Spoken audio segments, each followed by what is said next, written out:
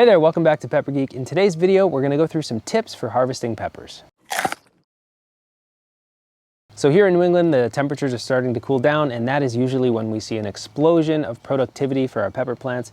So we thought it'd be a good time to go through some tips for harvesting your peppers, how to get more out of your plants as the season draws to a close, and how to make sure you have the most flavorful, delicious harvests. But first, big news, we started a new channel called the Geeky Garden. We do grow other things other than peppers, and we'd love to share that with you as well. Our first video is already live over on the Geeky Garden, so if you're interested in other things like tomatoes, mushrooms, herbs, flowers, whatever it may be, follow us over there on the Geeky Garden. The first link in the description below will take you over there. Nothing's changing about this channel. We're still gonna keep it peppers only, but for everything non-peppers and gardening related, it will be over there on the Geeky Garden. So go check it out, subscribe, and we'll see you there. Okay, so our first harvesting tip is to pick your peppers promptly.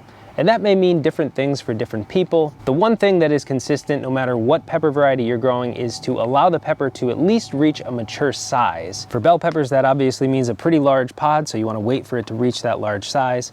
For ghost peppers and habaneros, they're a lot smaller, but hopefully you have a good idea of how big your pepper should be. But you want to wait for them to reach that mature size. You don't want to cut them off the plant before they get to that size because the flavor of immature peppers tends to be a lot more bitter and just less satisfying. You're also getting less pepper, of course, so it just doesn't make sense to pluck your peppers early. Once they do reach a mature size, you sort of have a decision to make. If you're growing jalapenos or bell peppers or even banana peppers, a lot of people like to harvest those early before they reach their fully mature state while the peppers are still green. And there's a lot of benefit to doing this. One is the crunchiness of the peppers is a lot higher before they fully mature.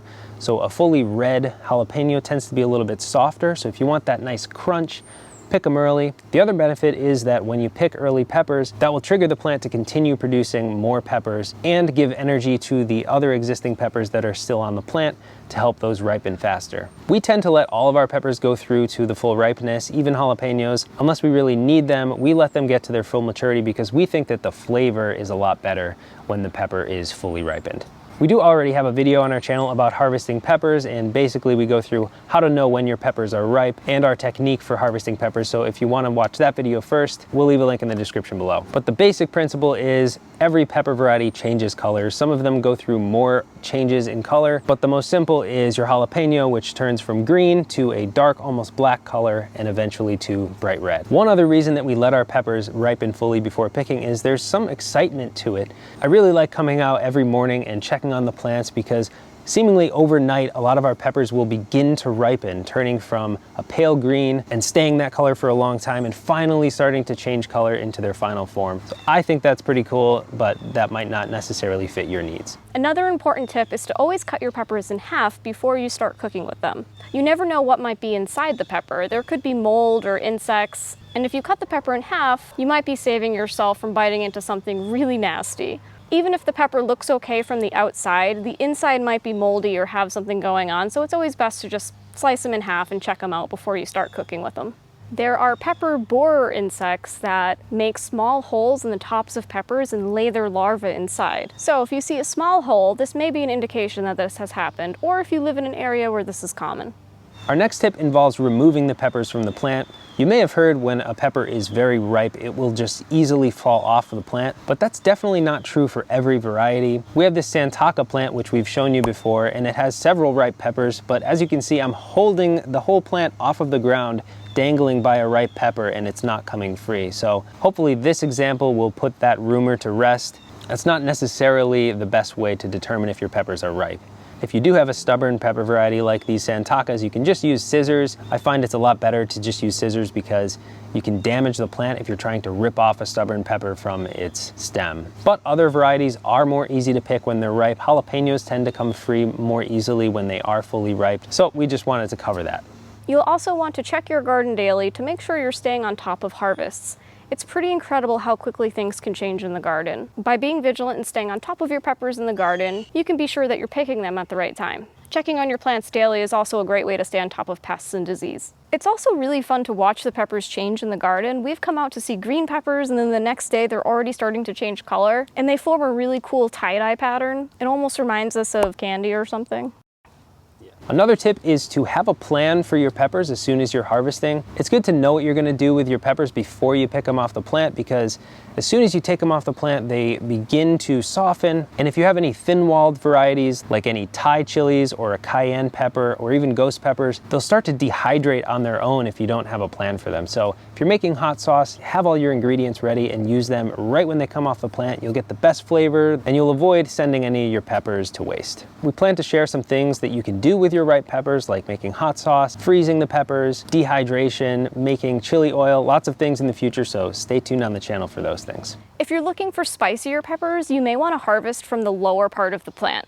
One really interesting research study showed that the lower part of the plant actually produces more pungent, spicy peppers. The peppers become less pungent the further up the plant you go. We're planning on doing a couple really cool experiments next year with jalapeno peppers. We'll find out for sure whether the peppers on the lower half of the plant are spicier and more pungent. We'll also be doing a few experiments on stressing the pepper plants and whether holding off on watering actually makes the pods spicier. If you've heard of any ways to make your peppers spicier, be sure to let us know in the comments so we can include them in our experiments next year. So our next tip involves the very end of the season when winter is just around the corner, freezing temperatures are approaching, and you still have unripe peppers on your plant. What can you do to get those peppers to ripen? And there are a couple of things you can do. Number one is if you have any ripe peppers on the plant, pick those off. Even if you have any that are close to ripe, I would pick them off as long as you have a use for them, because that will redirect energy again toward ripening the remaining peppers on the plant. Another thing you can do is remove any branches that are higher up on the plant that don't have any fruits. Even if there are any that are tiny little fruits, I would take those branches off entirely, leaving just the branches that have the unripe peppers that you would like to hopefully ripen. Of course, if you have a space indoors where you can bring the plants when it gets cold, bring them in on cold nights, and that will prolong the end of the season, hopefully allowing you to get those last few ripe peppers. We get a lot of questions about whether peppers ripen off of the vine after you have already harvested them. The answer is yes, they do ripen off the vine, but only if they have already begun to change color.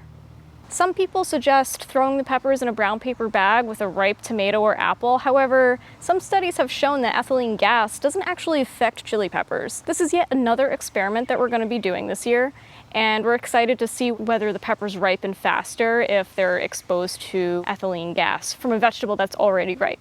Don't forget to check out the Geeky Garden. Our first video is live on the channel, so go check it out, give us a thumbs up and subscribe. We'd love to have you follow our entire gardening journey, and that's where you can do it. So that's it. We hope these tips helped with harvesting your peppers. I hope that you're getting lots of peppers on your plants and that you'll be harvesting them and using them soon. But thanks for watching Pepper Geek. We'll see you next time.